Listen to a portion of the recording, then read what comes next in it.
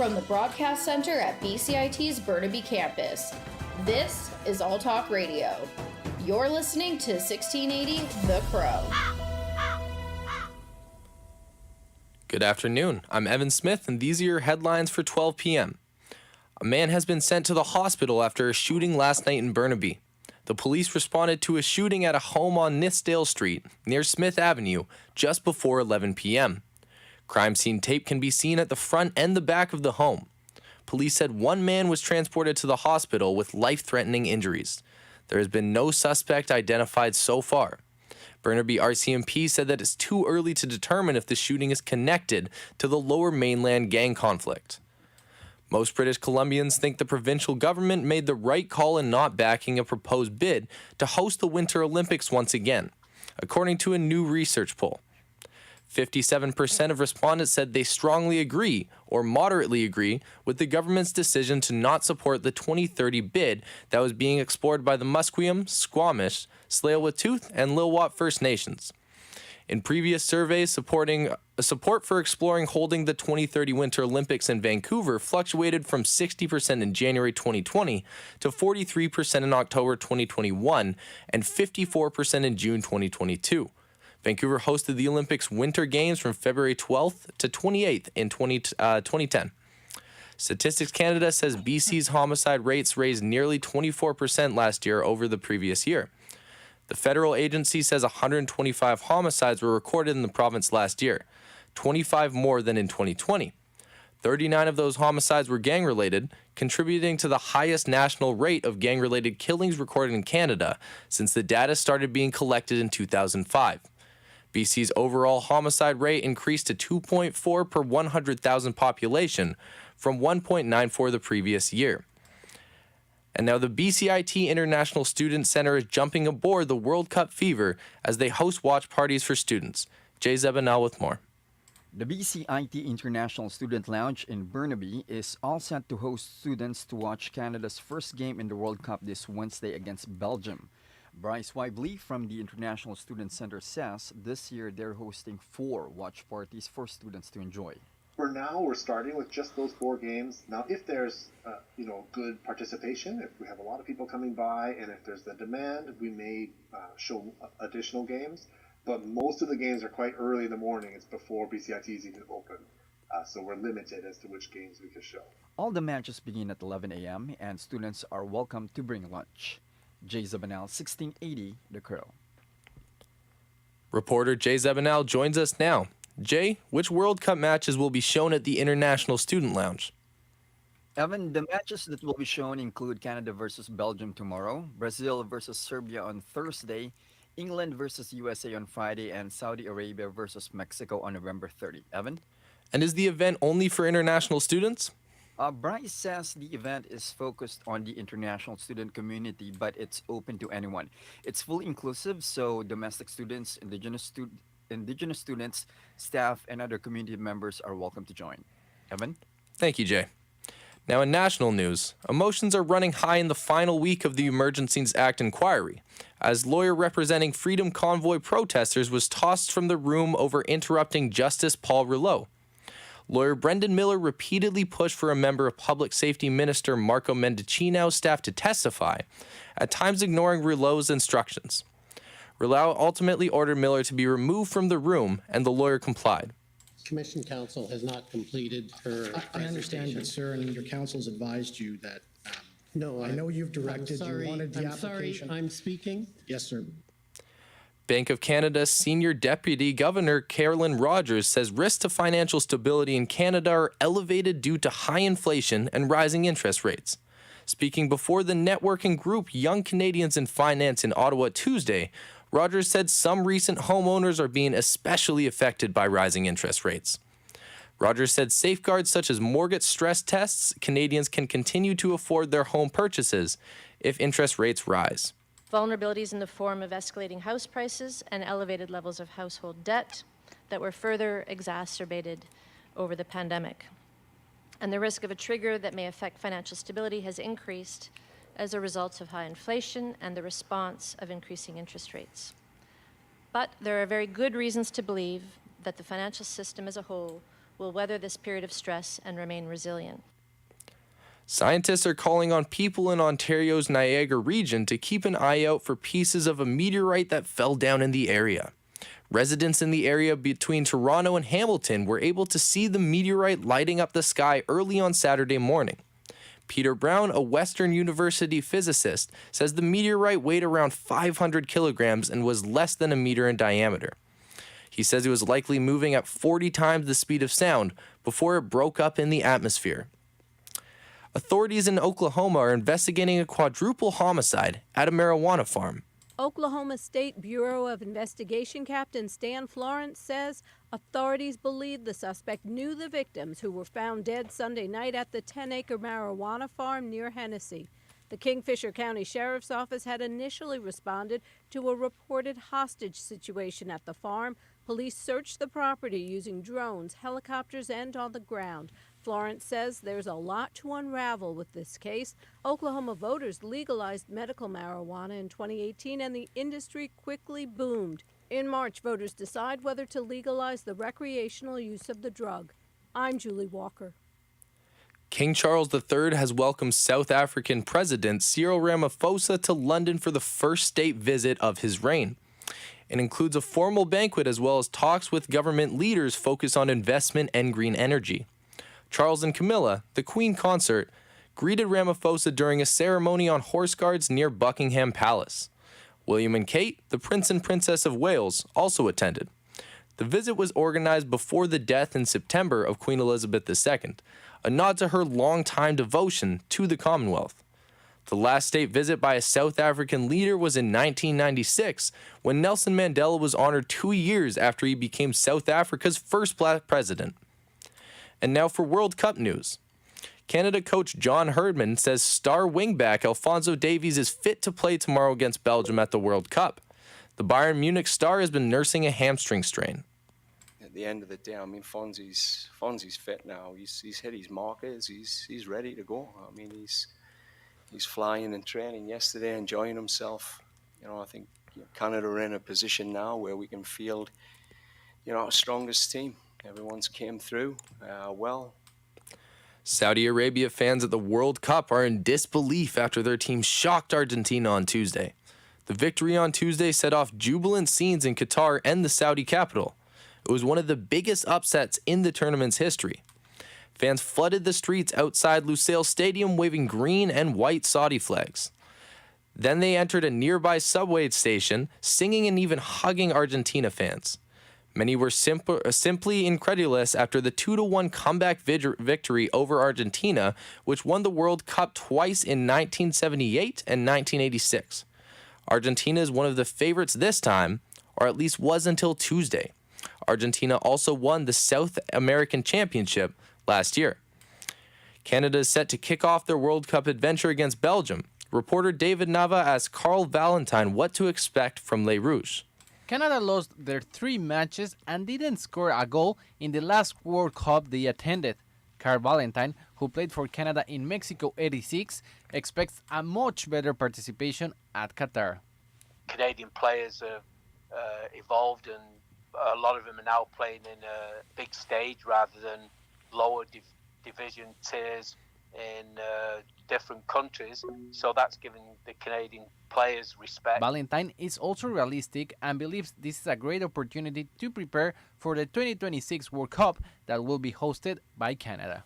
We know that they're not going to win the World Cup, but they have their own lofty goals, but you've got to go and enjoy the experience. Obviously, they're going to be there in the next World Cup because it's here, but this is an opportunity to play on the biggest stage in the world.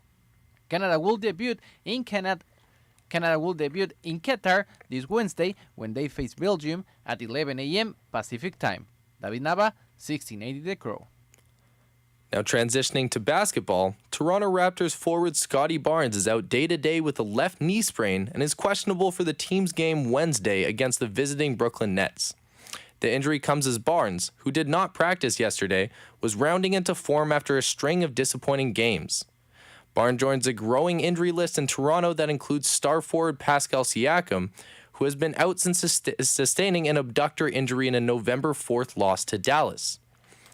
Now for weather, there's a 90% chance for rain in Vancouver today, reaching a high of 8 degrees and a low of 4. Expect a short break with clouds expected on Wednesday and on Thursday. Those have been your headlines for 12 o'clock. I'm Evan Smith with 1680 The Crow. Stay tuned for more on BCIT's 1680 The Crow.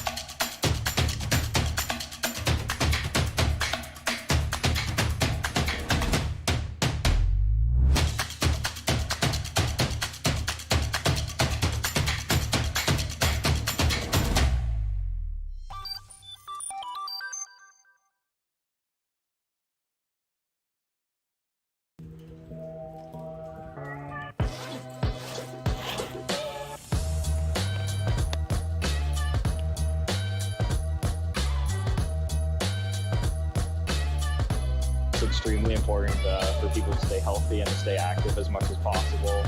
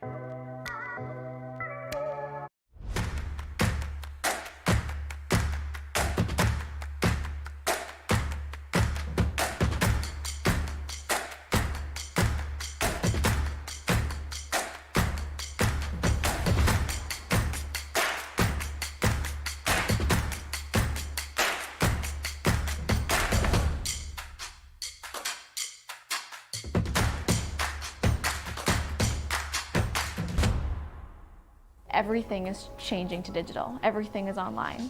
People aren't just waiting for the 6 o'clock news anymore. People want their news right now. They want to be able to go onto their smartphone, onto the internet, and see the news that they want to see. Vancouver is growing at, a really rapid rate, the Lower Mainland even, and with the tools that we're given here, we're able to cover all of that. Welcome to BCIT Magazine. I'm Radhika Sikakane. In the program, they really leave it up to you. I mean, the help is there when you need it, figuring out how to use the programs like Premiere, Audition, and figuring out how to use the cameras. But it's up to you to sort of experiment and figure out what you can do when you go out in the field. They brought candles and flowers to remember the student who lost her life yesterday. Theresa May says the international community condemns Moscow. They really make sure that you know the basics and you are able to put out a quality product. I'm Brady Tretanero. And I'm Radhika Siggy-King. Thank you for tuning in to BCIT Magazine.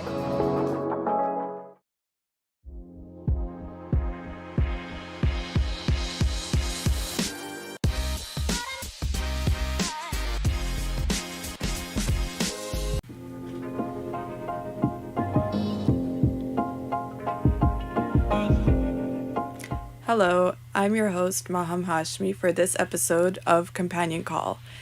I'm going to be talking about a topic today that is a little bit hard to discuss. It's focused around domestic abuse and it's a sensitive topic, but I have two guests that will be kind of explaining it and explaining why it happens because it's something I feel like that doesn't get talked about enough. So I'm now joined by Sean Hogan, who is the former head of marketing for mental health facility. Hello, Sean. Hello, Maham. Thanks for having me. Thank you for being here. And I'm also joined by Kaylee Gillard. Yes, hi. Thanks for having us as well. Thank you. And Kaylee is a former domestic abuse mentor. All right, so we're gonna be, I guess, diving in now. One thing that I've noticed is a lot of people struggle to understand why women find themselves in these type of situations, like toxic relationships or abusive relationships that are emotionally and or physically abusive. So I want to just see what you guys think are the top reasons why women usually find themselves in those situations.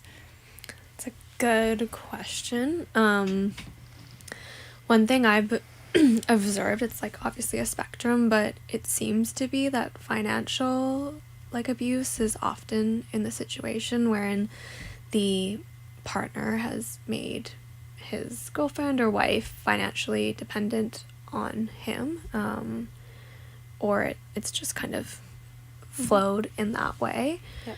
Imbalances of power. Another thing that I observe often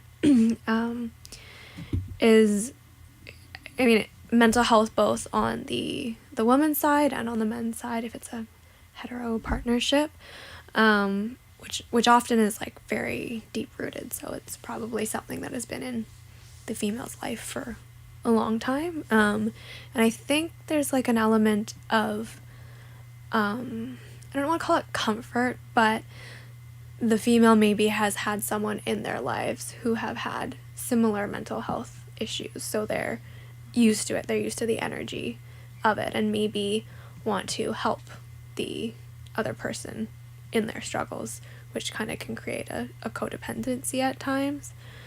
The toxic traits don't put up the red flags that they would in say if someone who's grown up with a very healthy, loving family, and not to say it doesn't happen to those who grew up in a healthy family, but it does tend to, you see it more often with women who have grown up with maybe the toxic traits were those, a little more Modeled aggressive by their parents. parents, Yeah, and it just isn't something that puts up a red flag for you because it seems so normal, and maybe that's even a degree less than what they had at home.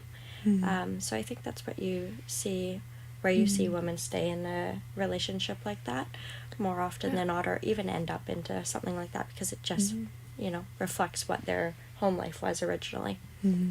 And I think a third category I've seen, which actually surprised me, maybe this one is less common, but someone who has started in a really, what they think is a healthy relationship with someone, and abuse increases over the course of time, where they're, caught off guard, but by that time they're caught off guard, they're traumatized and in this very messy situation that they don't, it's just become very emotionally entangled. And it could be that it's years down the line that all of these things have now started to compile, and they're really looking at the big picture, and maybe there's kids involved, there's a lot more of the family aspect. Now you're looking at actually leaving and a separation of that relationship, versus someone who as a single woman in a relationship and you become financially dependent, yes, it's really hard to leave.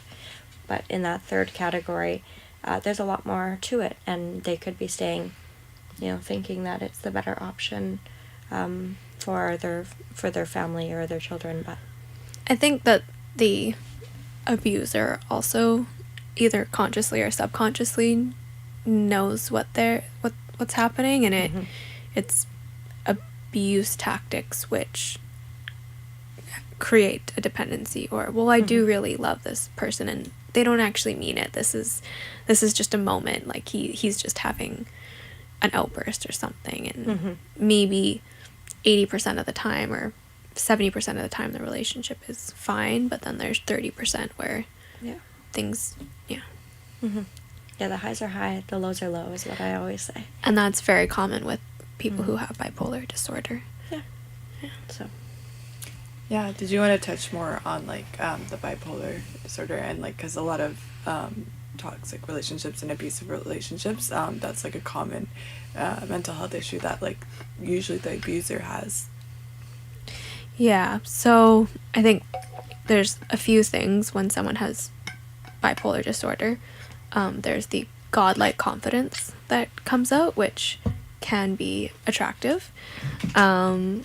There's the highs and the mania where the person is a lot of fun, maybe the life of the party, perhaps taking the person on exciting trips. And then I think on the lower end of the spectrum, it's usually outbursts of anger, either like low depression where they don't want to go to bed. What I've witnessed the most is I think the anger that comes in the lower serotonin stages. Yeah, you see them, you want to help them when they're in those low moments, because the high moments you've built this great relationship that you see, and then there are low moments where they're mad and angry, and you're like, we can help them. I mean, that's the more it happens, the more that pattern goes on, and the farther in you go into that relationship. So I think that, and there's hope, right? Like, oh, well, this is only going to happen a few times. I think for me, the biggest learning when I understood what bipolar disorder was, it's, no, this is actually how the person is until he or she decides to get help for themselves. And even with help and medication, it can be a pretty persistent thing. My understanding is that these more severe mental illnesses present about 18, and if they're not supported with therapy or healthy lifestyle choices, even medication, it only gets worse. Yeah, for sure. Do you think that like women that like are in situations, it's like also due to like a lack of learning about like these mental illnesses, so they're not able to like identify it and they kind of think it's like normal? I don't know if it's about the actual mental health of the abuser and what it is that they are diagnosed with, because in my experience it wasn't a diagnosed form of bipolar that the person I was with. I would say an extreme narcissism, and that word is thrown around a lot at what we hear in the media and podcasts and all that kind of stuff right now. It's brought up a lot, but I would just say in general, you're just involved with that person, and no matter what their title is and what they're going through, you have a bond. Yeah. And then when it comes down to it, I wouldn't say that learning and knowing more about that particular disorder is something that would help you stay out of it. I think it's learning what red flags are, setting your own boundaries, and learning deep within yourself is the only thing to keep you out of something like that. So that's a good question. How do you support a friend going through it? Yeah, because you can't. I've been the friend and I've been in the relationship. I've been on both sides, and I think when you're in it, it's like a wormhole. You can't really see outside of it.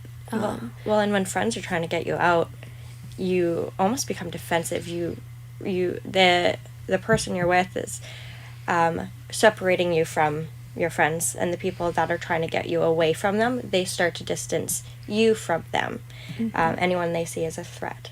So then all of a sudden your friends and family who might be able to be there for you and supportive and understanding that this is wrong, you become defensive towards them now because the person you're with is putting that bug in your ear that they're not really good people, and they've totally manipulated you and changed that situation.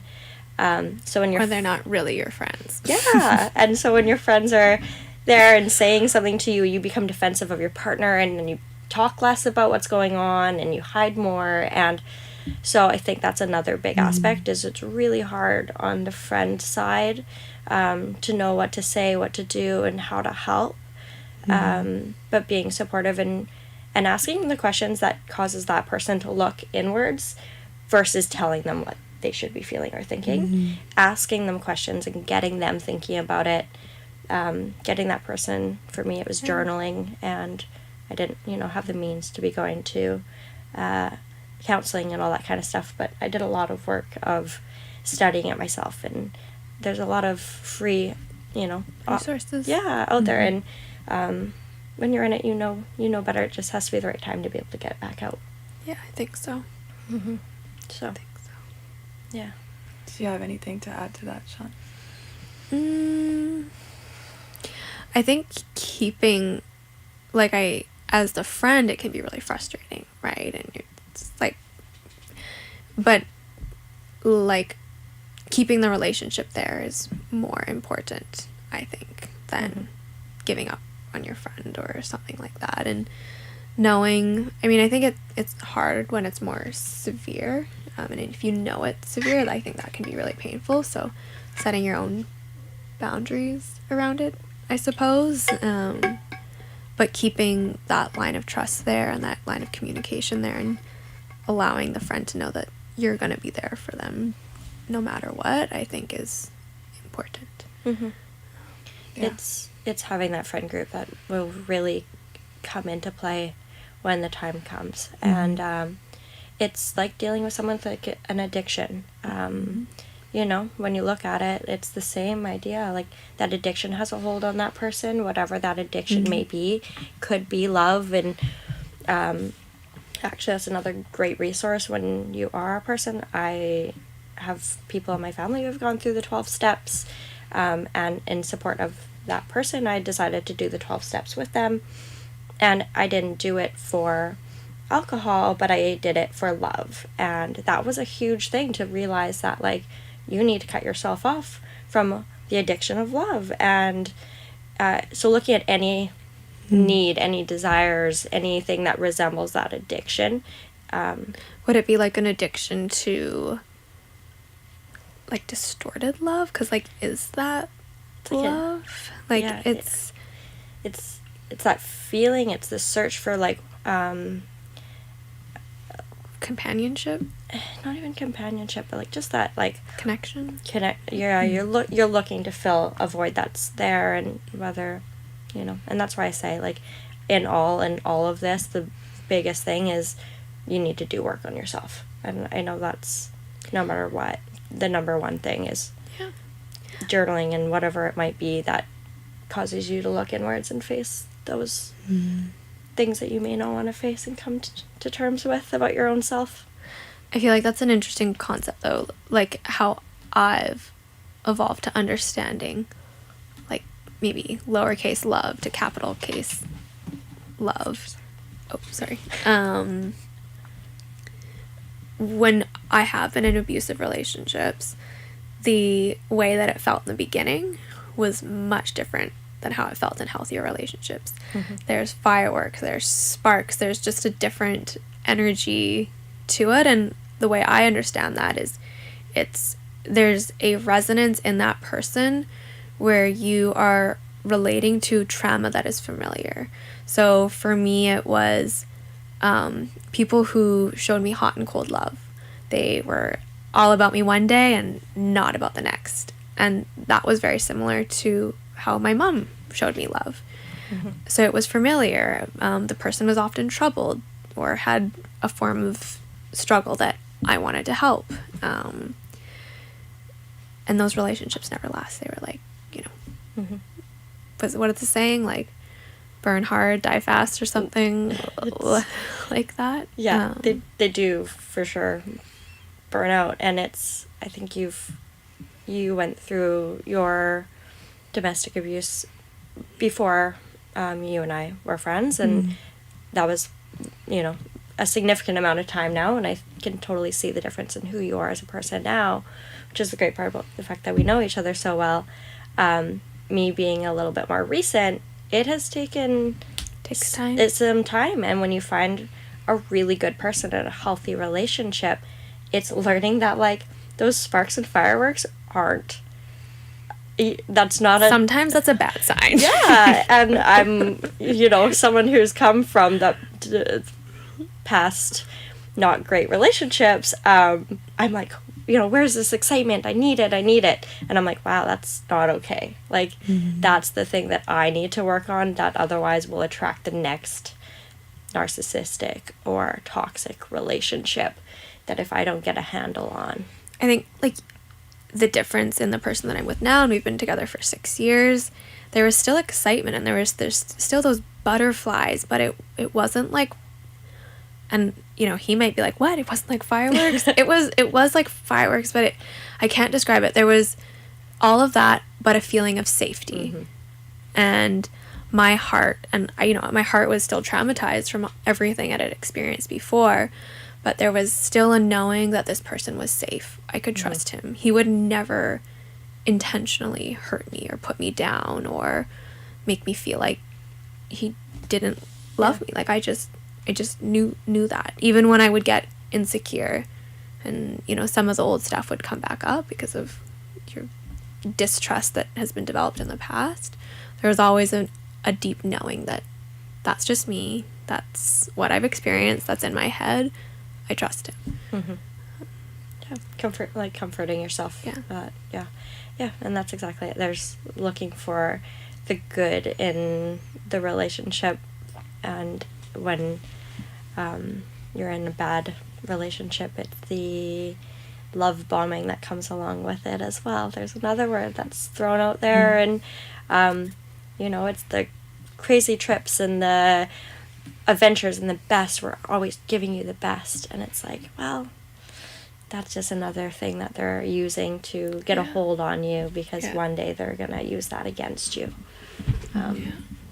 Like, I gave you that, I did that for you, and now I'm gonna use that as a way of controlling you in the end. So it's learning how to be in a normal, healthy relationship and not bringing your past experiences into that one as well, or being like open about the communication of it. I think it's gonna come in. This is just unavoidable. You would have had to probably do years of work, and even if you do years of work, it's still gonna come up. It's just how the body responds, unless I don't know, maybe you're someone who truly can just let shit go. I only know a few of those. Oh my god, I just lost my train of thought. But it's learning to communicate that. To be able to communicate your partner, but if you're with someone you can trust, hey, this is coming up for me right now. I feel like this.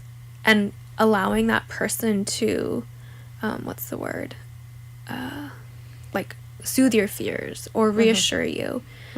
I've been in relationships where those insecurities would come up and I would voice them and I would be put down for them. You're needy, you're this, you need to whatever, which makes you feel worse, and then you continue spiraling. Or it's all in your head. You're if you bring up something about an insecurity, it's probably when you're in the bad relationship, it probably is true. Yeah.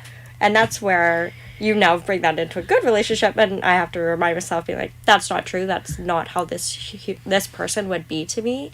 That's just my past acting up right now, and I need to self-soothe, but I can also learn to communicate that with a new relationship. And I think allowing your partner to soothe you too sometimes, in reason. If it's happening all the time, okay, you need to, like, straighten your shit out. Do a little bit more work. But it's having the communication, but also the understanding of yourself and saying, I am working on this.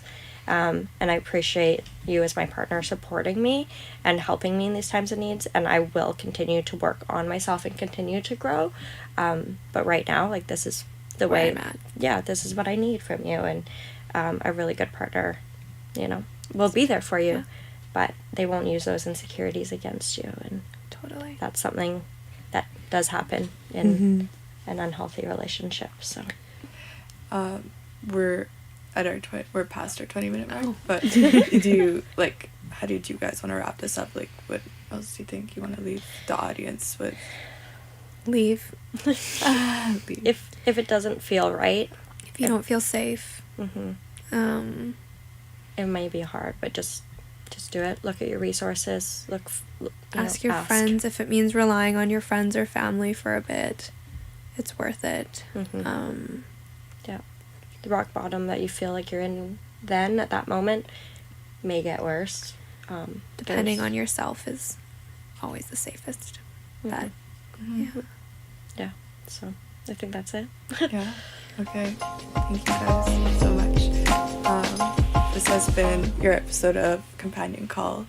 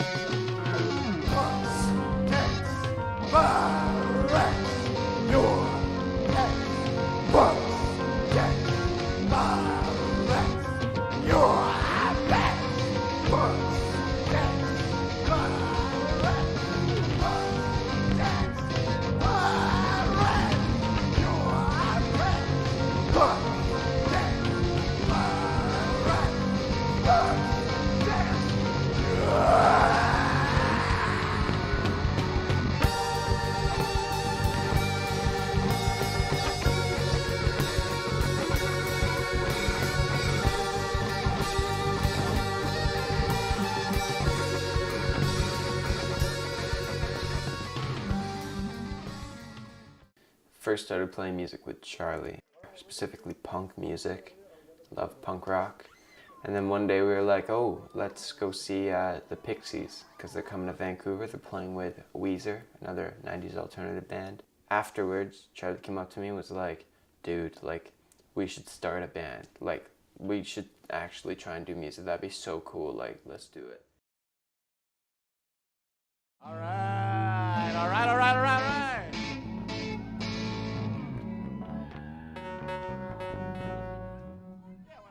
All right, this one's called Slap Bye Baby.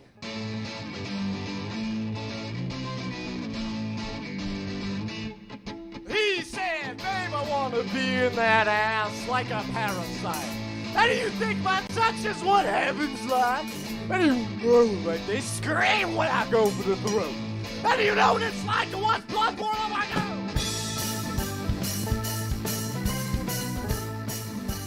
And so we go through that first quarantine, and it was a search for a drummer, because it was me and Zach on guitar.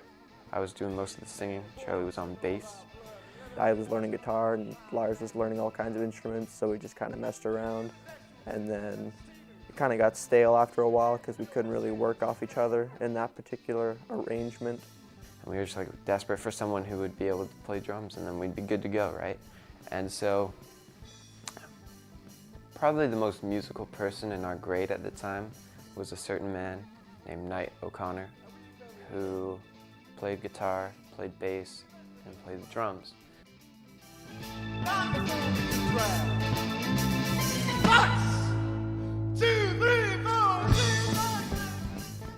So, I mean, I knew everybody from high school. I knew Lars, Zach, and Charlie. And I knew that they were playing music together. And I knew that there was a party coming up that Charlie was throwing.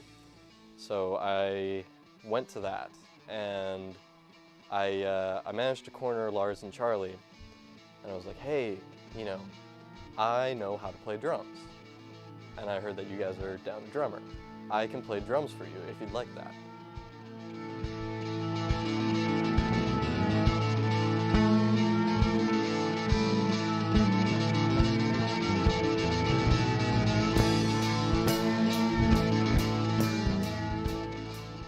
We started going, and Knight is a pretty rough drummer.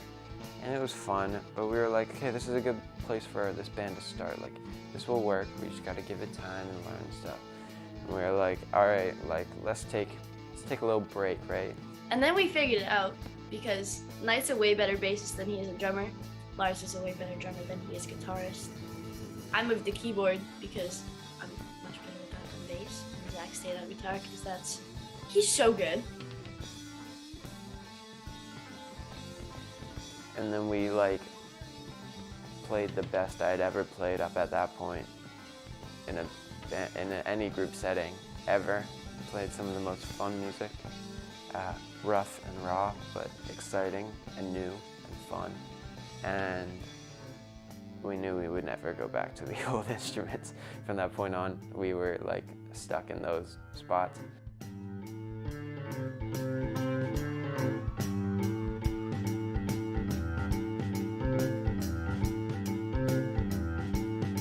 But I'd say our biggest influence was coming from Pink Floyd. 'Cause we adored Pink Floyd, as the typical high school stoners we were. We loved Pink Floyd, and we'd sit there and listen to Dark Side of the Moon or The Wall and dedicate hours to it and stuff. You know, way more important than schoolwork at the time. You know, you gotta get your listens in on some Pink Floyd records, you know.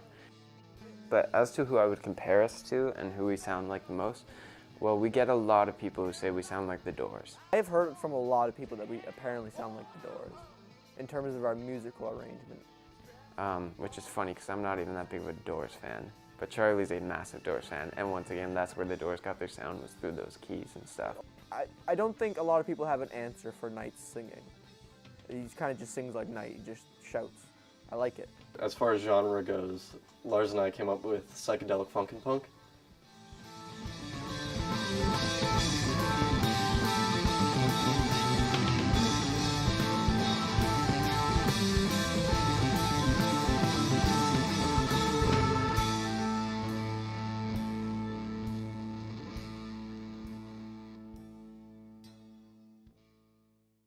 So a lot of bands, whether or not they're a one-hit wonder or whatever, a lot of bands have that song, like the song, their song.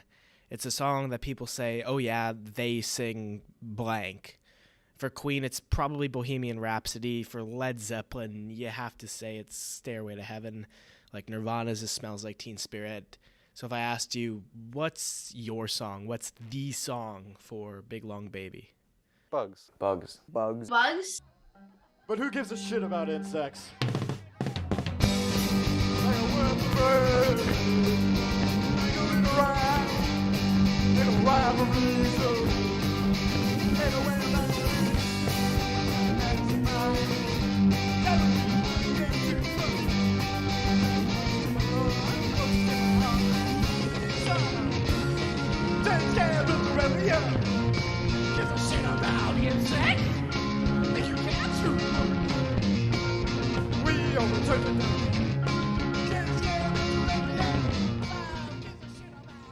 I wrote Bugs about drug use, and how it kind of affected me, and how, you know, there's that blasé attitude. I mean, I think it's pretty straightforward. Roaches in my lung, roaches in my heart, kickstart. But it's about drugs, and it's got that kind of like evil feeling to it, you know, about how it's super fast paced, and then it's, you know, you're getting hit with it. Gives a shit about insects? Think you care too much? We takes care of Terraria. Gives a shit about insects? Think you care too much? That was the easiest song we've ever written too. And I think we finished that song in like three like band practices. We actually like completed that song with the words, with everything. Yeah, it was by far the easiest song we've ever written. And the most excited I think we've ever been writing a song. It was very fun to write that one, because we were like, fuck, this is cool.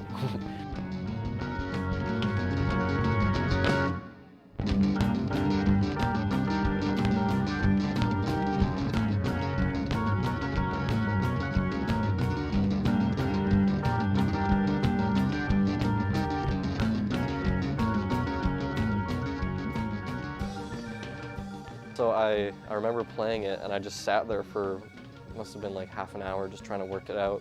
And then I got like the verse chorus down, and then I wrote this like slow, heavy part. And I was like, this is great. So I recorded it and I sent it to the band, and they're like, that's fucking awesome.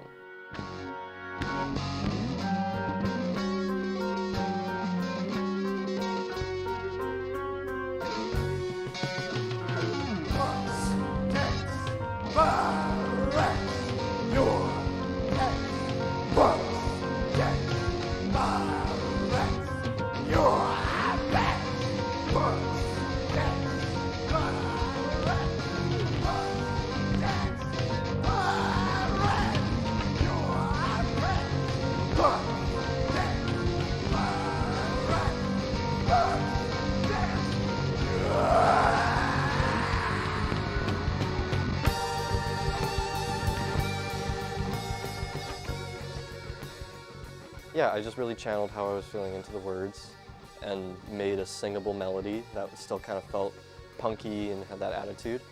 And then I brought the words into practice, and then we played it together, and it was done.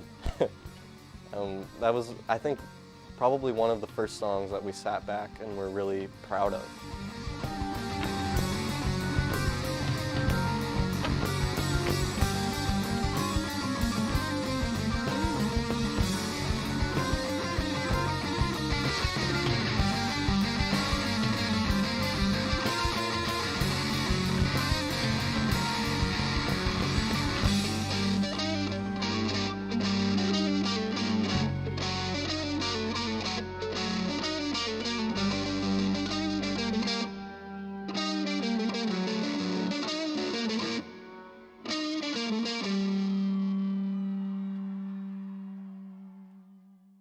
But yeah, Bugs was like, that was our first and only thus far masterpiece that we've made.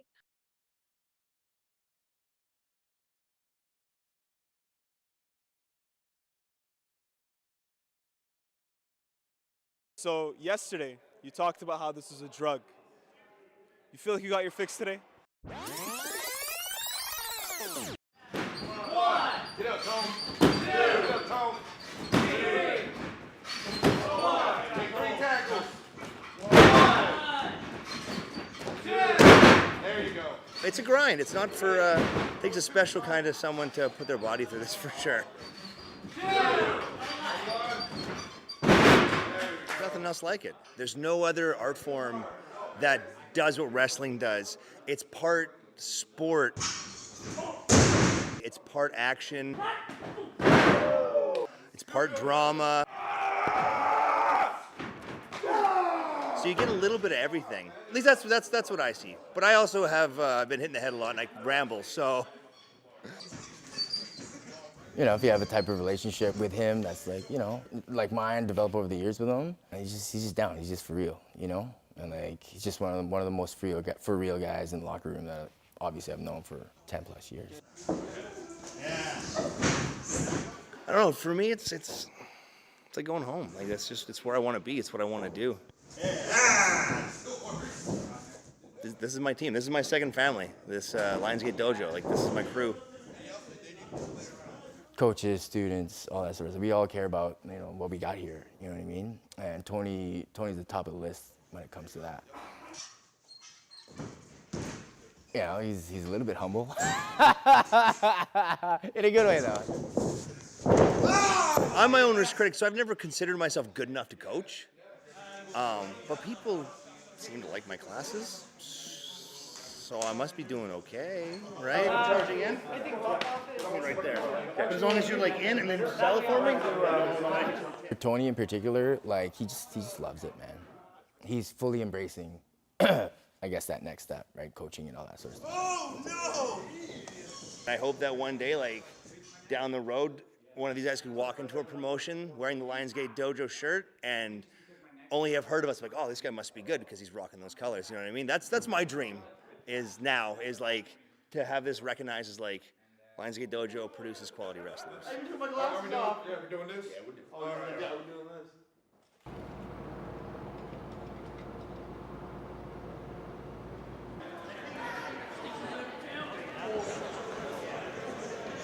I've said in a lot of interviews and stuff, he's like the reason I've kind of gotten so far because he took me under his wing. I'm so grateful for everything he's taught me, him and Billy Swade both. But yeah, he's one of my my mentors, and I see him like a father figure, man. 2 down. Yeah. Go for 3. No. Body. I would like to do. Could we do boom, boom, boom? Without him, wrestling here, it'd be way worse. It'd be unbearably worse. Like, honestly, without that man here, we might all be screwed. Yeah, fuck, I never thought about it before. She is a 3-time Vancouver Island Women's Champion. This is Rhea Von Slasher. Like, you know, what they're doing is, you know, it's a very high level physical performance. The risks are very real, and, you know, they're doing that for our entertainment. And, you know, it's I have like such a great deal of respect for what they do, and I respect the art form very much. We build these moments for you to showcase and test the boundaries. Do what you want tonight. Be safe. That's my only other thing that I say tonight. Thank you for being here. Enjoy Nation Extreme Wrestling and have a fantastic night.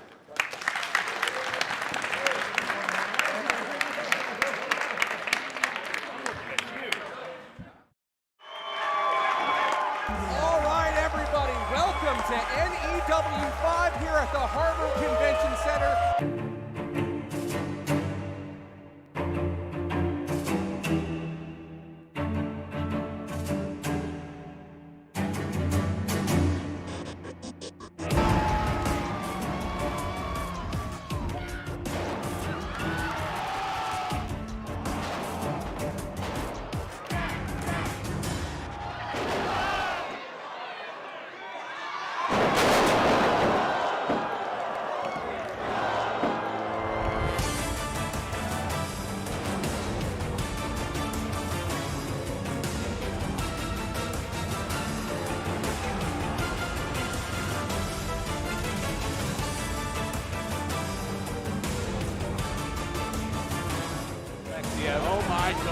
Don't get any higher than that in this building. He can touch the ceiling.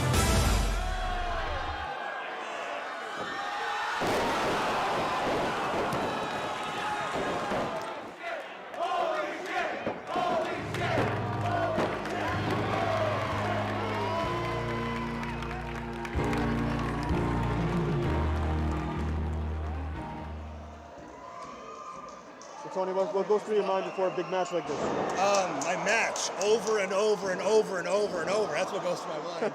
Just my spots over and over and over, repetition. Yeah, that's pretty much it. Don't fuck up, be safe. What am I doing? Yeah, that's pretty much it. I don't know, there's not a real, there's no fancy metamorphosis or anything.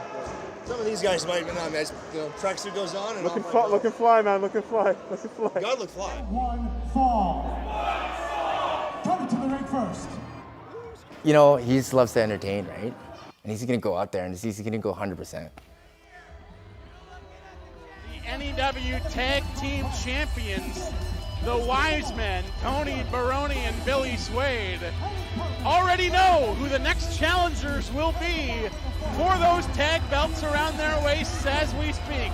But right now, they have an even tougher test ahead of them, as it's a trios tag match, 3-on-3.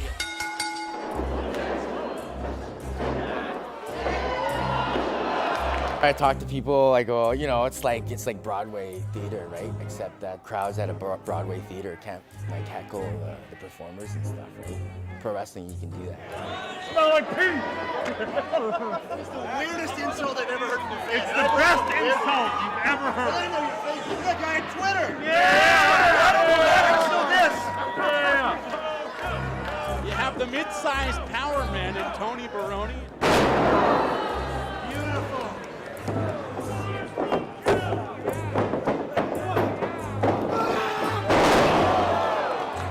Baroni up on his shoulders and Coco Flash up on the top rope. What are we going to see here? What a frog splash!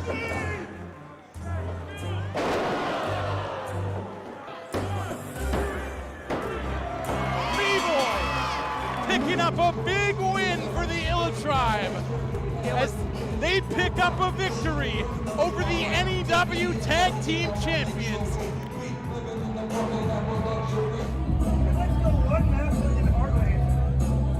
We have a lot of chemistry. He takes care of us.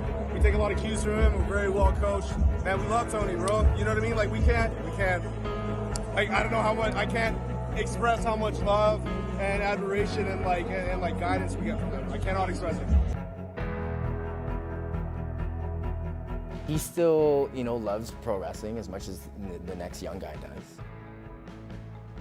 Definitely a leader, in a lot of ways. Like when I say leader, just like a good dude in the locker room that you can probably ask something. Hey Tony, I need to. You don't meet a lot of guys like that. Not a lot of dudes stick around, especially like in the local scene or whatever. And, there's a little group of us right now. And, it's no surprise that Tony's a part of it. Tony, myself, everybody, wrestlers, crowd, all that sort of stuff.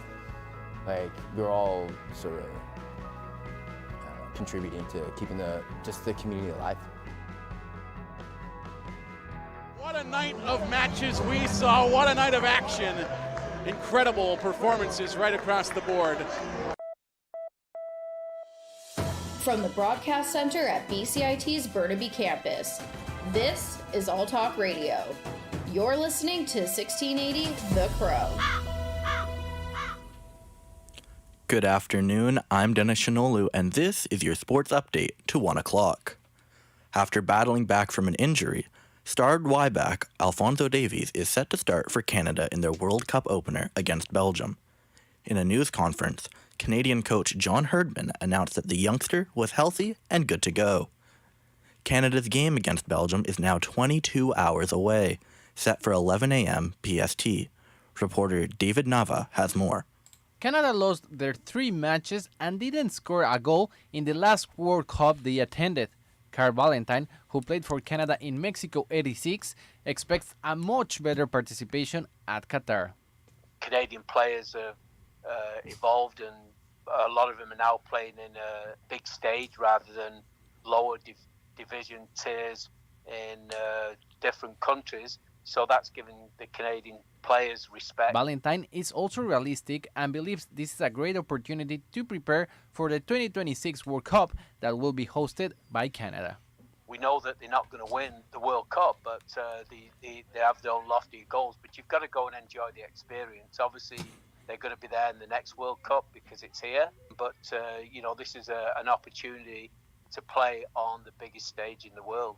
Canada will debut in Qatar this Wednesday when they face Belgium at 11 a.m. Pacific Time. David Nava, 1680 The Crow. With France against Australia just finishing moments ago, today's World Cup games are over. France beat Australia 4-1, with 2 goals coming from Olivier Giroud. Australia scored the first goal of the game, but France stormed ahead and put in 4 in a row. We had 2 ties this morning, between Denmark and Tunisia, as well as between Mexico and Poland. Robert Lewandowski missed a big penalty kick that could have put Poland over the edge. In a stunning underdog performance, Saudi Arabia beat a Lionel Messi-led Argentina team 2-1. King Salman of Saudi Arabia had declared that tomorrow will be a national holiday for his country in celebration of the victory. All public and private employees will have the day off, as well as schools being closed in the middle of final exam season. An American diplomat has criticized the decision by FIFA to threaten players wearing the One Love armband with yellow cards. The armbands support inclusion and diversity and could be seen as a condemnation of host nation Qatar's policy on the subject. Secretary of State Antony Blinken spoke on the negatives of controlling free speech. It's always concerning from my perspective when we see any restrictions on freedom of expression.